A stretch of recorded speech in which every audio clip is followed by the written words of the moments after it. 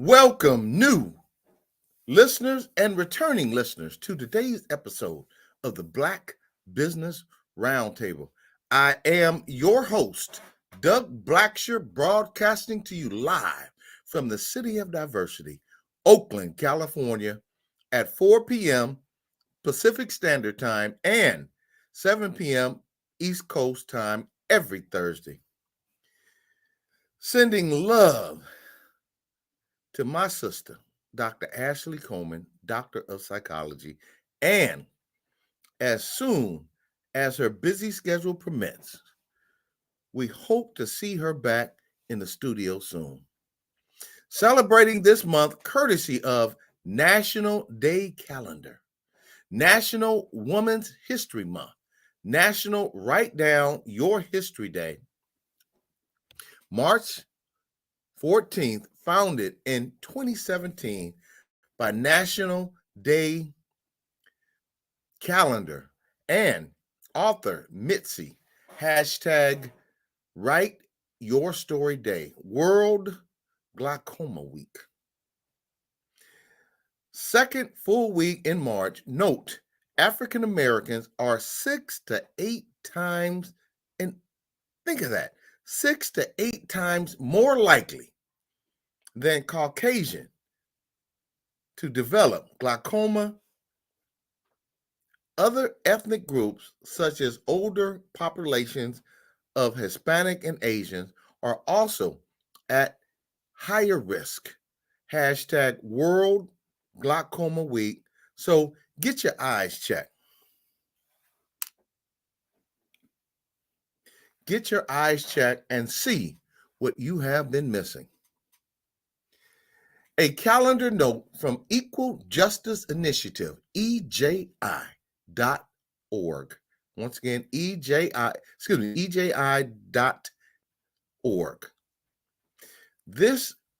On this day, March 14th, 1835, free Black people must, keyword is must, apply for a license to remain in Missouri. On March 14th, 1885, the Missouri General Assembly passed a law that required free Black people to apply for a license. A license. Now, just imagine that. Just use your mind. Imagine that.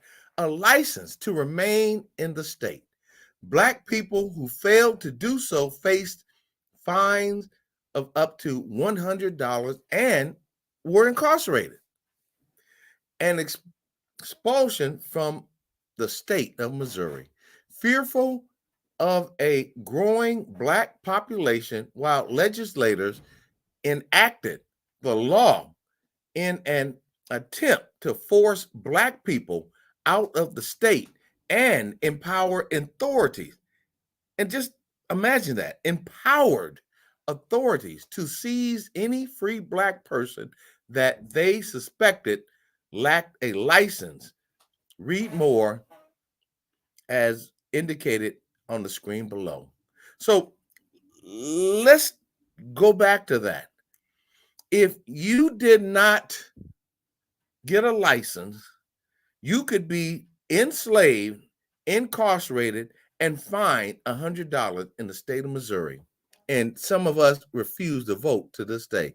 Shame, shame, shame.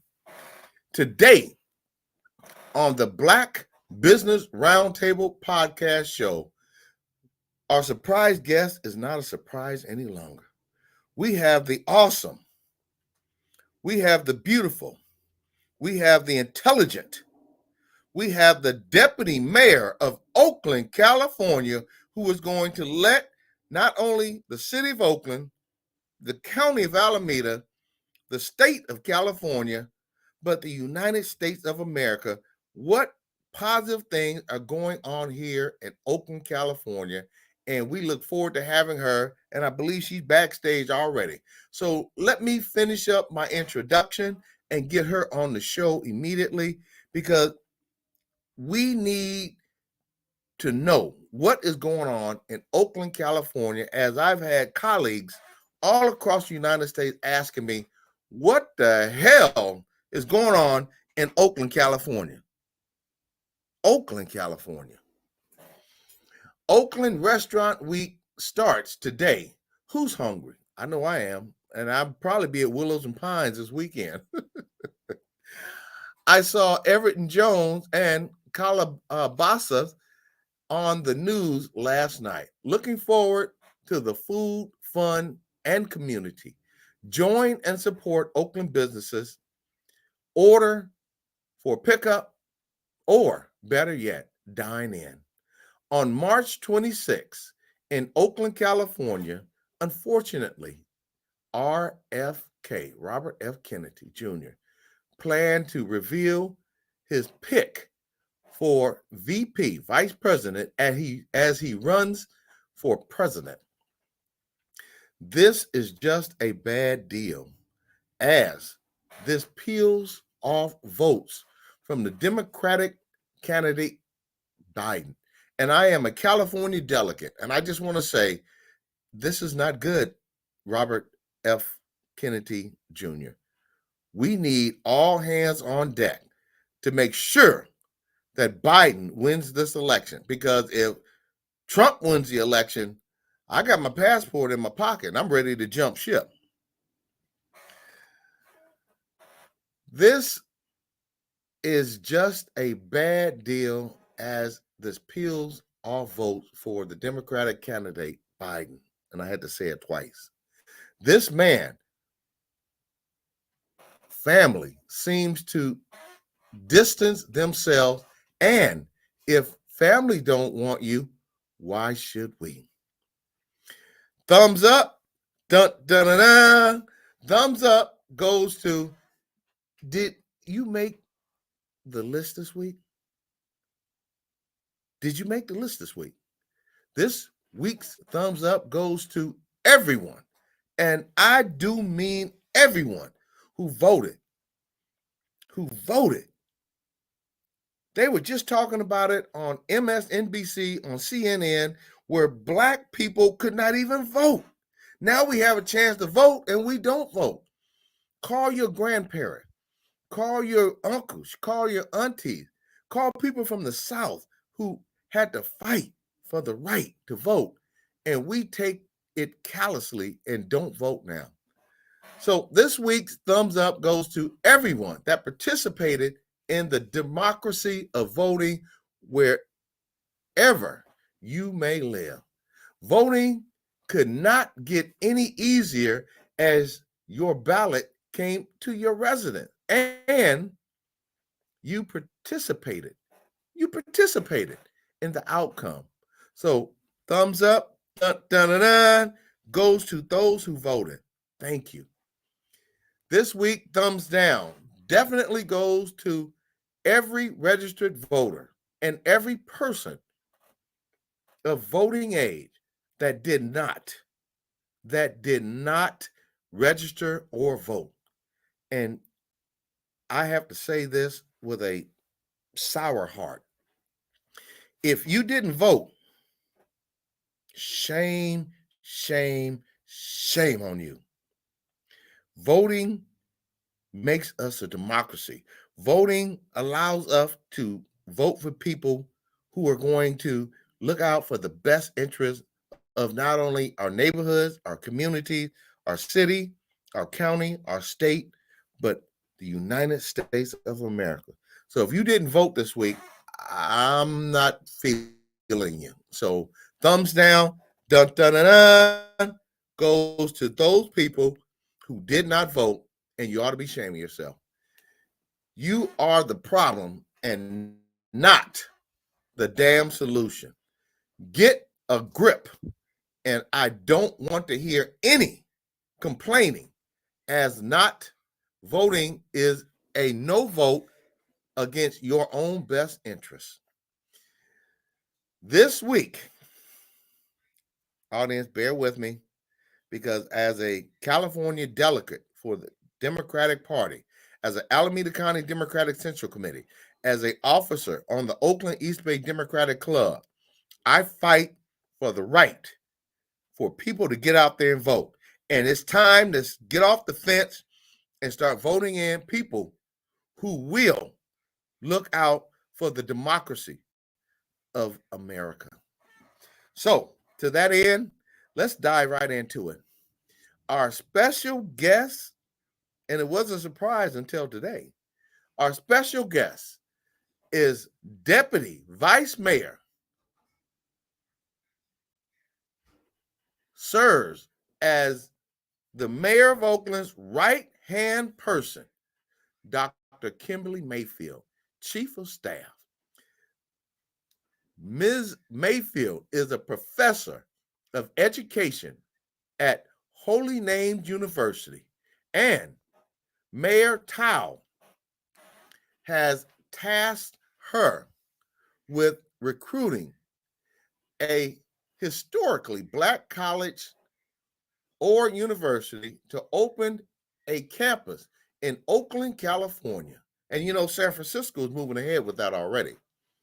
Among other duties, she advised Ron Dellum's administration on education issues and serves as education policy advisor to the BWAPA, Black Woman of Political, and I may have this incorrect, advisory state board.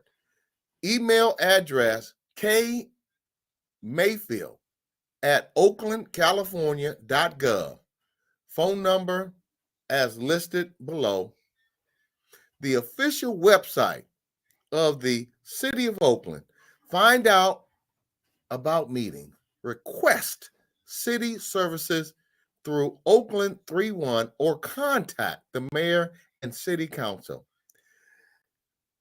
I humbly, graciously, and look forward to seeing this beautiful Black woman, intelligent sister, and deputy mayor for the city of Oakland, Dr. Mayfield. Please come on board. How you doing, Dr. Mayfield?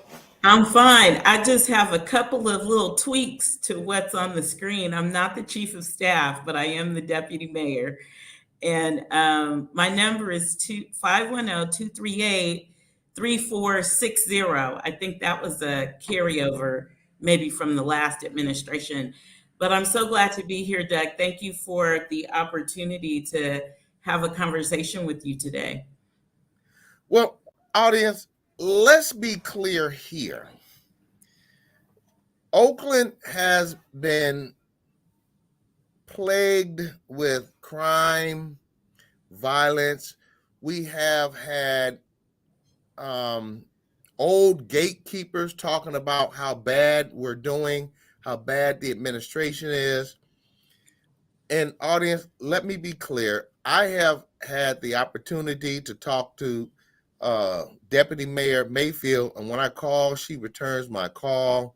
Since you've been in office with the mayor, I have to let this audience know how I appreciate your diligence in responding to whether it be questions, discussing Helping Hands, which has been helping the community, feeding the community for over 30 years. The Black Food and Wine Festival, you helped us usher that. And we didn't have that last year because Lobby Libby Schaff did not promote that. But Shane Tao, under your advisement, met with Chef Mimi, and they're going to have that back here in Oakland. That has generated tens of thousands of dollars, as well as ushered in many, and I do mean many, Black businesses and support Black businesses here in Oakland, as well as I've seen you on the news, planting trees, just being out there in the community.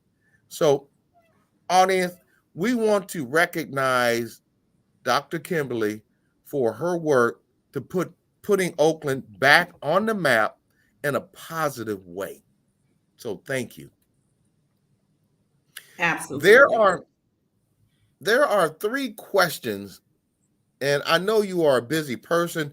And audience, I'd like to commend Dr. Kimberly, Deputy Mayor, we we've been talking over the last year, but because of the brutal beating that me and my producer have been getting, we reached out to Dr. Mayfield, and she said, yes, I will be on the show today. And I want to defend the administration. I want to talk to people about what's going on in the city of Oakland. And I want to let people know that we are not asleep at the wheel. And last week, Dr. Mayfield, I told my audience, Oakland is like the Titanic. When you see rats jumping off a ship, that means the ship is sinking. So we're going to rectify that statement today with, first off, what is the current administration doing to address the many issues in Oakland? And I'm going to use the most important one, Kaiser and Clorox, who are two of the biggest employers in the city of Oakland, have told their employees, do not go out and patronize the businesses around our business. Bring your lunch, come to work, eat your lunch, and go home. And as we talked about earlier, that would devastate the small businesses in the area, which is downtown Oakland. So, can you tell us anything about events that you know that the administration currently is doing to foster economic development, people coming here and spending money here in the city of Oakland? Thank you. Yes, thank you so much for the question. In October of last year, Councilmember Reed had a public safety forum, and she's a member of Delta Sigma Theta, and some of her sorority sisters were there, and they let the mayor and the acting chief of police know that they had selected Oakland to be the location for their Western Regional Founders Day, and they wanted the mayor's support and the police support, the support of Councilmember Fife to ensure that the area around the Marriott would feel safe and welcoming and warm for their members to come. And I'm happy to report that we were able to achieve that. So at the end of January of this year, over 1,500 members of Delta Sigma Theta came. They stayed at the Oakland Marriott for a weekend, and they were a shot in the arm financially to restaurants in the area. And they met without incident. They had a great time. They patronized local restaurants, had after hours events at a couple of locations. They were walking around the city and spending their money, because we know that African American women are the most educated segment of the population. And with that education, although we know that racism makes finances unequitable, but all in all, these were college educated Black women who had traveled from all points in the West and came to Oakland and used our restaurants, patronized our restaurants, and walked around downtown and had a wonderful time, and without incident. And we made sure that law enforcement knew that they were here, and that definitely happened. And they parked on city streets, they parked in parking lots, and had a great time. Their original registration was at 1,300, and they far exceeded that, because what we know is there are the people who register, then there are the people who come to hang out, to have a good time. And so there were at least 200 or more that came that weren't registered. And they just enjoyed our downtown area and really patronized the businesses. I thought it was important to let some businesses know that they were come, because with that number of people, we want to make sure that they don't have extended wait times at restaurants, that the menus are full and they can order and that kind of thing. And Oeste noticed that they were here and said that it really hit their bottom line in a positive way, and other restaurants as well. And I think, what you mentioned earlier in your comments around Oakland Restaurant Week, that's another event that's designed to bring people into the city. There are over 120 or 130 restaurants participating in that.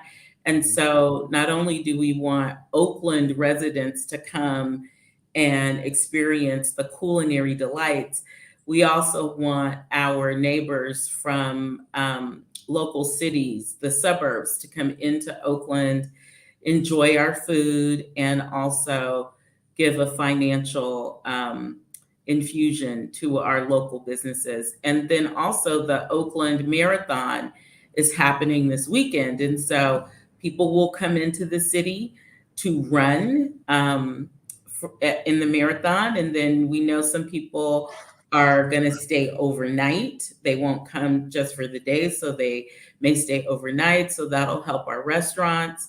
They'll obviously eat while they're here. That'll help small businesses, and then small business restaurants, and it's in Restaurant Week. But hopefully they'll also patronize our retail establishments while they're here. So those are just a couple of examples. And we initiated a 5 after 5 program during December, and I think we've extended it. So for I think it's the parking lot on 19th and Franklin, people can park there for $5 for 5 hours starting at 5 o'clock. And so that way their cars are in a parking structure and they can enjoy the nightlife in our city.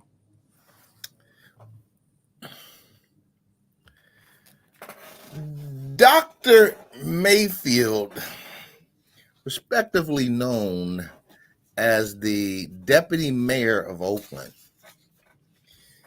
As we know, there has been a group of people who are trying to demonize the city of Oakland as this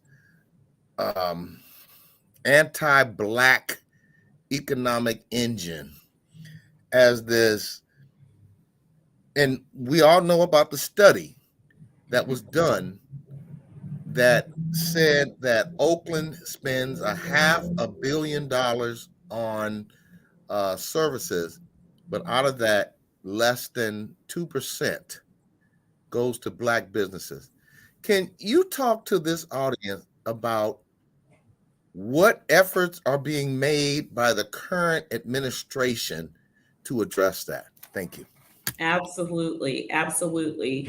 So I'm really excited to talk about the commitment that this administration has to all of our citizens, but especially given the statistics that you've mentioned, the racial wealth gap, and so forth. So the special attention to the African American community.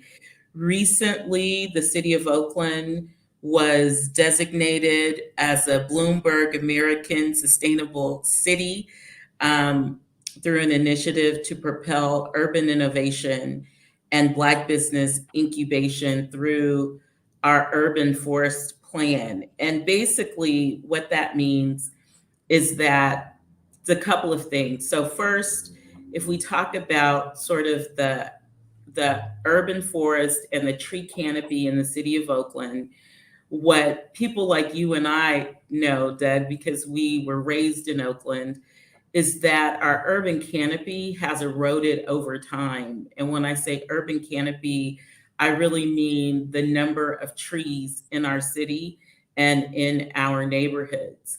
And so this designation from Bloomberg allows Oakland to engage our African American residents around forestry and arborism, if you will, basically planting trees and maintaining trees once they're planted. The city has, through budget cuts and fiscal crisis, eliminated funds for maintaining trees. This initiative allows for the development of Black businesses that would be focused on maintaining trees. And so there's a targeted effort to reach out to Black owned businesses because, like you said, there's clear disparities. And so not only Black owned businesses, but the cultivation of Black owned businesses in this area. So this Bloomberg money will allow the city to engage with Black residents who want to start businesses, learn about arborism, to plant trees, maintain them, because the life of a tree, trees live for 100 or 150 years. So with these businesses, we're envisioning long-term engagement of these businesses with the city. So not only business creation, but also the training on how to be identified as a Black-owned business, but to also be competitive in the contracting process, so the Black-owned businesses for generations can get the contracts with the city to maintain the trees. And I really want to focus on the maintaining, because one part is to plant the trees. That's, one part of it. But the second part is to maintain the trees once they're planted. In Oakland, we do just about everything that we can through an equity lens. I see your hand up. Audience, I have to say this. My dad, Artist Blacksher, and I had a business back in the 1990s where we made over $1 million a year after the firestorm in the Oakland Hills. So the program that you're alluding to, this is not a nickel and dime project. This is a hundreds of thousands, if not millions of dollar program that could change the lives of many African Americans in the city of Oakland. So when Dr. Mayfield, Deputy Mayor for the city of Oakland, talks about this arborist program, I urge you to get involved, because we have a city that is being demonized as not having opportunity. So you don't have to have a college degree. You don't have to graduate from Harvard or Princeton. All you need to do is be a hard worker, and under the program that you're alluding to, you can come in here. And once again, my father, Artist Blacksher, who's been in, he passed away 10 years ago, and from that program, I moved on my business to be a general contractor and worked on a multi-billion, $500 million contract with Highland Hospital. So this is an opportunity. This is not to show the city of Oakland, the county of Alameda, the state of California, but this is to show the United States of America that Oakland is building opportunity for growth and Black businesses. So continue on, Doc. I wanted to excite the audience, because when you have 4 digits, people go, Right. When you have 5 digits, people go, But when you start talking 6 digits, people get excited. They get fired up. Hey, I can buy a home in Oakland right now. Right now in Oakland, you got to be making them, but you got to be making at least 6 digits to even get in the flatland. That's not in the hills. So No. I apologize for interrupting you. Go ahead, No, Doc. that's fine. That's fine. What I was just going to underscore is that we do a lot of our initiatives, as many as absolutely possible, using a lens of equity. And so when we look at the areas of the city that have the most trees and the areas that have the least amount of trees, there is an intersection with race and wealth. So, in Oakland, we have something, a device like the hills and the flatlands, and the flatlands tend to be populated by more people of color, although Oakland is very diverse like that in terms of where we live. And so many African American residents will be planting trees, potentially in the neighborhoods that they grew up in or frequented.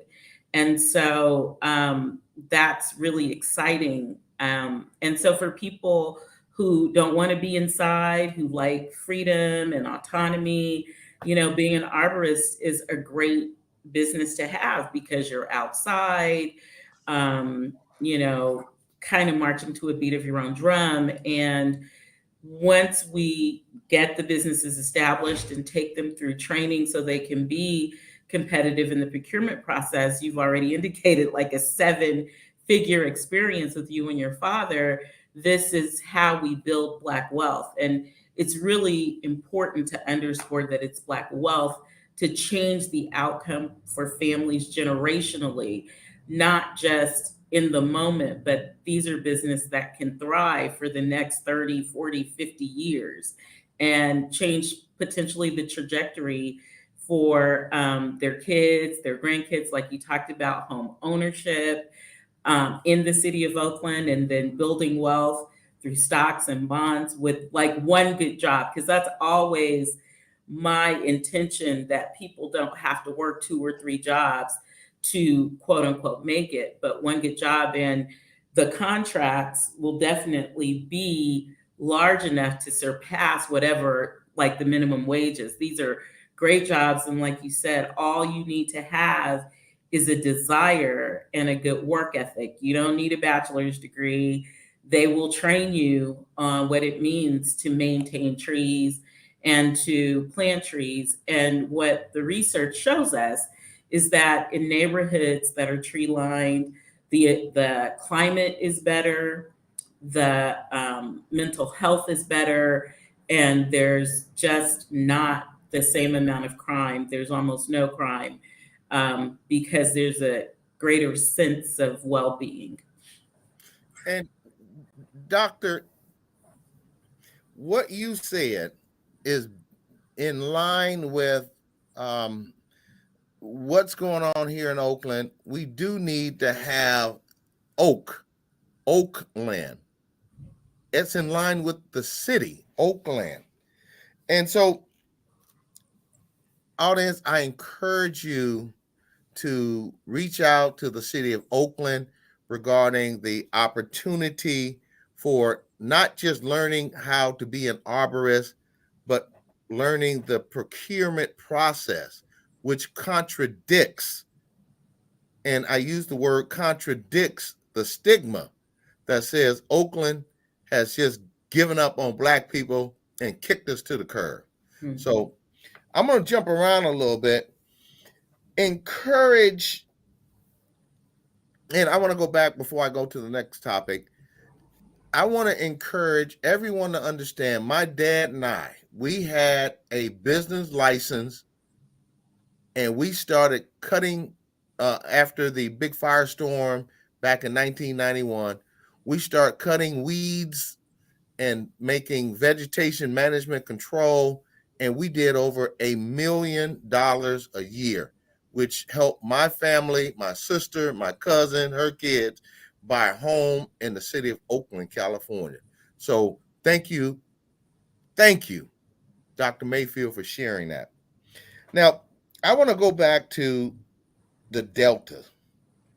Now, is it my understanding that when the Deltas were here, they did not have any incidents of safety, car burglaries, robberies?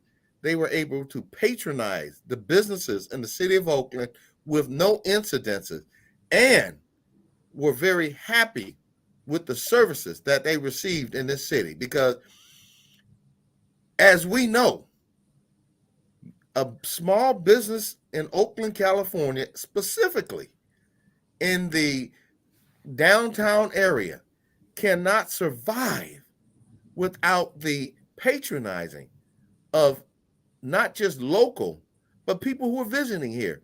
That's If you right. visit here and are afraid to go out and spend money, that doesn't help Oakland. That hurts Okay. Oakland. Can you Okay. elaborate on that a little bit? Thank you.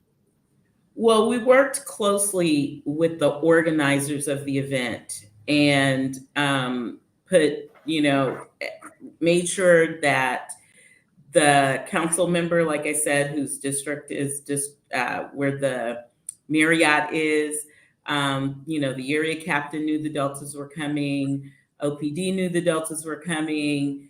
So, everybody knew. And I guess, the message went out to the people who commit crime that the deltas are coming, so go someplace else, because I feel like if there had been any type of crime or incident, the organizers would have let us know, and they didn't. They said they had a wonderful time. No cars that we know of were vandalized. They moved in, small groups the way we go out when we're fellowshipping with each other, and without incident. They had a great time, patronized Oakland businesses. Of course, some of them ate at the Marriott, but we know what it's like when you have a conference. You do what you need to in the hotel, but you want to explore the local community and the local environment. And that's what happened. And everybody had a great time. Well, see, these are the types of stories that we don't hear about. That's right. And you stated that the number was 1,500 women that Yes. came here to Oakland to uh, celebrate, to uh, enjoy the venues in Oakland, to have their gala, and there was nothing going on. No. 1,500 women. Did you hear Yeah. that, audience? So why does media not promote that? That's a lot of people. 1,500 women Right. and Black women, Black black women. educated women. That's Yeah, right. That chose Oakland. Yeah. yes, yes. Now let's go to safety. The residents and businesses of Oakland have stated emphatically that they fear for their life, that safety in regards to burglaries, small businesses being robbed, large businesses being robbed. You being in the mayor's office, what can you tell this audience regarding how the mayor's office, the mayor's administration is addressing that? Because not just here locally in Oakland and Alameda County and in the state. Hello, Tampa, Florida. I see you there. I see you. How does the mayor's administration, and you are part of that, you're deputy mayor, what concerns or what answers to the concerns of people who are scared to come here, who feel that they're going to sell their homes and move out of Oakland, sell their businesses and move out of Oakland? What is the mayor's office doing to address those issues? Thank you. Well, we can't tell what the secret is, because then the people committing crime will know what our strategies are. But what I will say is that we are going to get flock cameras. I think there are about 300 of them that are going to come to Oakland, and that's based on a relationship that the mayor has with the governor. And those cameras will take pictures of license plates. And if people are committing crime, they take a picture of the license plate. And if they're leaving Oakland, going to our local, sort of like our bordering cities like San Leandro, Alameda, Berkeley, sort of in this region, it's a regional approach to being able to apprehend culprits. Um, and so that's major because that will help with surveillance, that helps to coordinate efforts in a general region, not just in the local area. We have not reduced the number of police officers, so we continue to have academies. We also have an ambassador program because one of the things that we know about crime is when it appears to be areas that are less dense, right? So if people are not like out in restaurants, like the vibrancy of people being out is also a crime deterrent. So we have an ambassador program where people are out maintaining the culture of the area. So they're sweeping, they're making sure it's clean, they're a visible presence. And these are the kinds of things that are being employed. I guess, lots of people know that we had CHP for a while to chase on freeways. There will still be some of that happening, but again, we can't say exactly because we want to really be able to apprehend the culprits of that. But it's a primary issue for the administration, and part of the 5 after 5 was to address feelings of being unsafe. So crime statistics, we get memos. The statistics are showing that certain types of crime are going down in the city. So some of the efforts are definitely working, but I know for residents, what has to happen is people have to, perception is 90% of it, right? People have to feel like it's safer. But I believe that if people come downtown, they'll begin to have more feelings of being safe. You notice I always put my hand up like I'm in class because I know you are a professor. Yeah, And so educated. I put my hand up like I'm in class. I got a question. Yeah, Okay, yeah. audience, let's be clear here. People want to perceive Oakland as this lawless town. Criminals who are listening to this show, there are many things going on behind the scenes that you do not see. That's right. And if you come to Oakland, Mayor Shang and her administration are working diligently with other law enforcement agencies. And this is not what Dr. Mayfield told me. This is what I know for a fact. When you come to Oakland, you're taking a chance of going to prison if you want to do a crime here in Oakland. That's you right. may not be able to see it, but I've been here 61 years. And let me tell you, when I walk down to the store or I go down to the city of Oakland, I see CHP. I see the sheriff.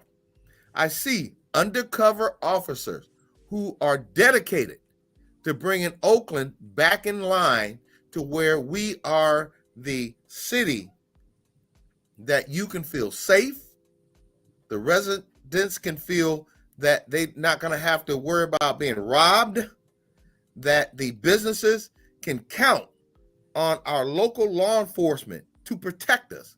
And that is the perception that I want not only Oakland, Alameda County, state of California, but the United States of America, which this show goes coast to coast, border to border, and have people talking about Oakland is getting back. They tightening the ropes up down there, because the perception, Dr. Mayfield, is the opposite of that right now. Mm-hmm. The perception is that the mayor's office don't have a clue how scared people are. The perception is that the mayor's office does not understand that businesses are scared, are closing down in the Fruitvale district, in deep East Oakland, in North Oakland. Just recently we had, and we were talking about that earlier, the barbecue place that the line comes around the block. I can't think of the name of it. It's at the Matt top. Horn. Matt Horn, closing down his business. But as the cavalry told people 100+ years ago, hang on, hold on, we on our way, hold on, don't give up. Don't give So up. my next question is, I'm on the Community Policing Advisory Board appointed by Vice Mayor Rebecca Kaplan, now Mayor Shang Tao and Vice Mayor. If you know anything, the Community Policing Advisory Board, we are trying to work with the Mayor of Oakland regarding having the mayor and the community and the Oakland PD work together, because who knows better than the residents, the community, the business section of how to resolve crime issues. If you know anything, what can you say about that in the mayor's office and what she's doing to address that? Thank you. The what she's doing to address exactly, say that part again.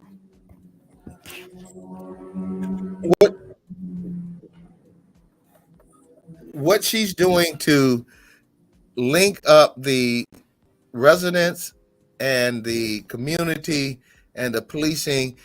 I started a program under the auspice of he just finished his term, Creighton Davis.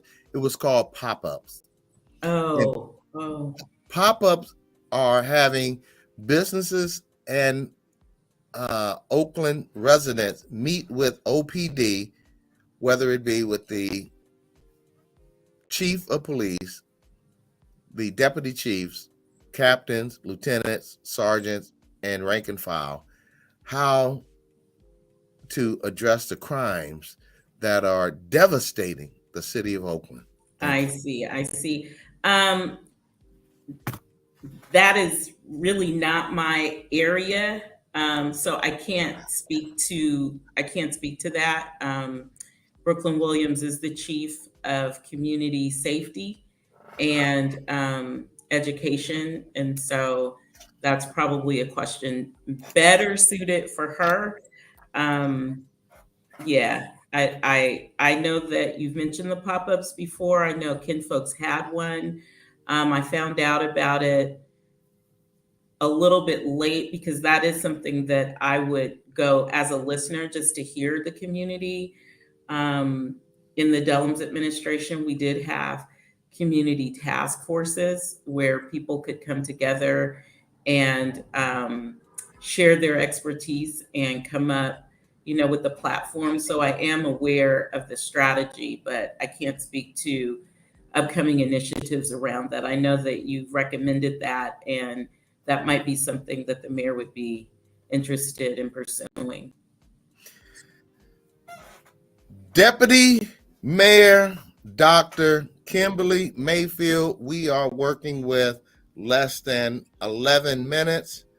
I want to say it has been an honor to have you on the show today.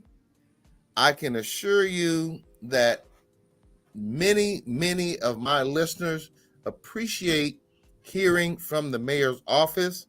One of the things that I can say about you is when I call you, you return my calls. Yes. And in light of the light that has been shed on the administration here in Oakland, the Tola Heights community, the Las Palmas community, deep East Oakland, which I am very tied into, helping hands who have been feeding people for over 30 plus years. We need to start highlighting the things that are positive in this city.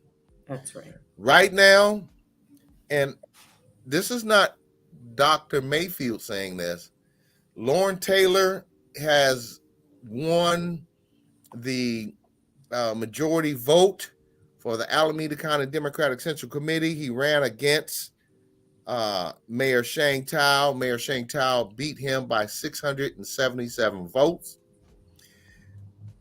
They're doing a recall on Sheng Tao.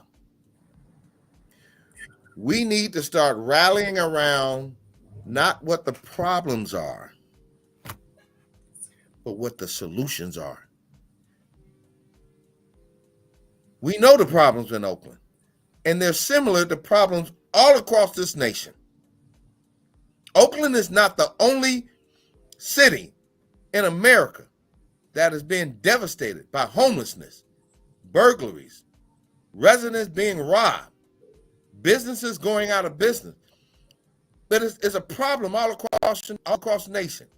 But because people who are losers lost the election and are trying to position themselves to either recall the mayor or make sure she loses the next election, we got to start highlighting what the positive things that are going on in this city and doubling down on how to keep Oakland moving forward. So, Dr. Mayfield, thank you for coming on today. I really appreciate you. I have one last question, which is similar to one that's going on in San Francisco. Wait a minute, there's one on the screen. It seems to be a big disconnect with the mayor. That's one, with the residents and the businesses. But the second, that San Francisco has a program with the HBCU. Can you talk a little bit about that? Thank you. About our efforts. Yes. So as was mentioned earlier, I formerly worked at Holy Names University as the Dean of the School of Ed and the Vice President for External Relations and Strategic Partnerships. That campus is now available. The university closed, and it was purchased by an entity, and it's pretty vacant. And so we think that's the perfect place for HBCU. San Francisco would like to also have an HBCU. I think the more the merrier in the area. Oakland has the largest percentage of African Americans in the area.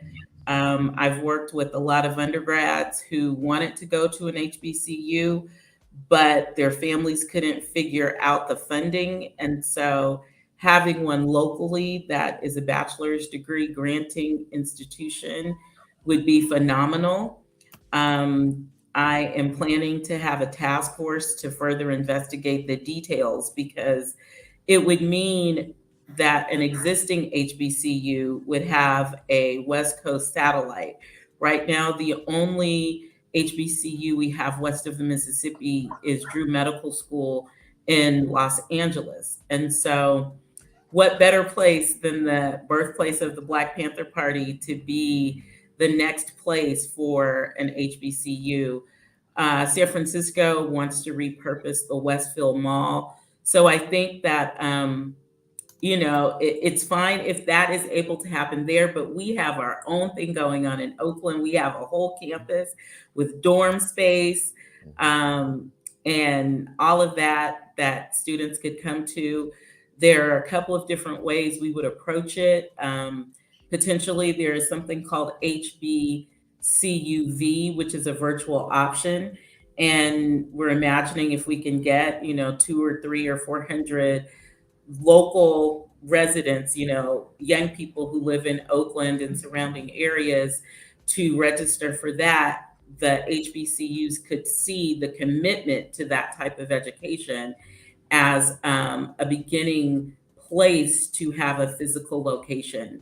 So really, really excited. It would be a destination for the West Coast. It would be something that would draw students from the region. I know your listeners and your audience know this, that HBCUs primarily educate African Americans, but their method of education is good for all students. And so nationally, we're seeing Afro Latinos enrolling in HBCUs, some European American students.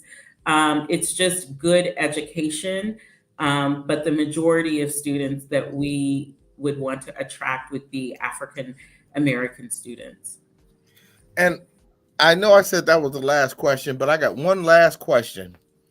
What other events in Oakland do you say, if you know of any that are coming up? And we're going to close it out as we Well, have. I would underscore that it is Restaurant Week in Oakland, so please come out and spend money with our Oakland restaurants.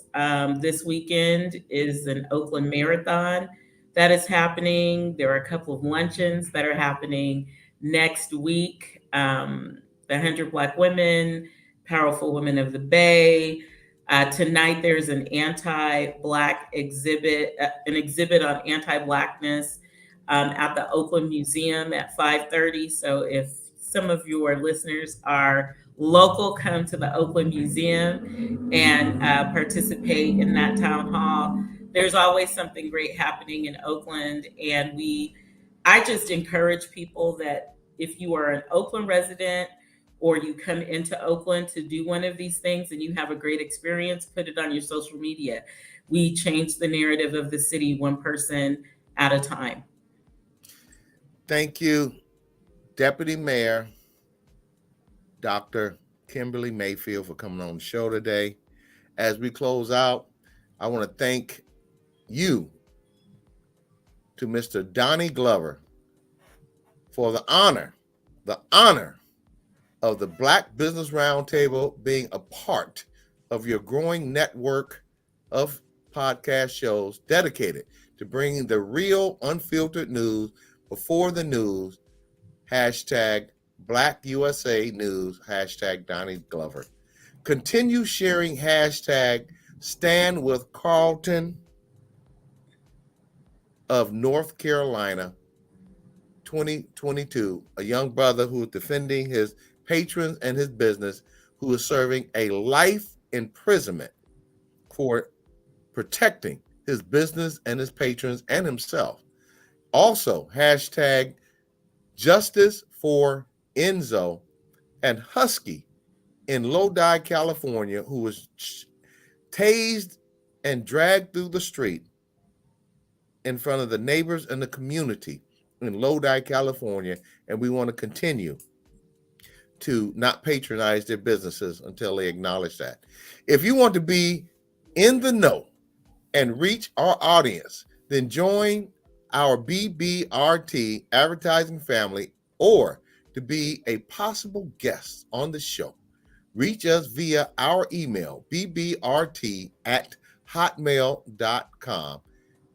Include your company name, address, website, company phone number, and social media page info to our email, BBRT, for vetting consideration. Audience, help us grow by sharing our podcast and following us on social media, LinkedIn, Instagram, Facebook, YouTube. Tune in Thursday at 4 p.m. Pacific Standard Time and 7 p.m. East Coast Time on the Black USA News Network on YouTube and Facebook. Thank you, audience, for tuning in. And remember, together, and that's the key word, together, we can listen, we can learn, and we can share, because I know you care. This is Doug Blacksher, Deputy Mayor of Oakland, California, Dr. Kimberly Mayfield, and Dr. Ashley Coleman, who will be returning soon, of the Black Business Roundtable. God bless and good night. Thank you.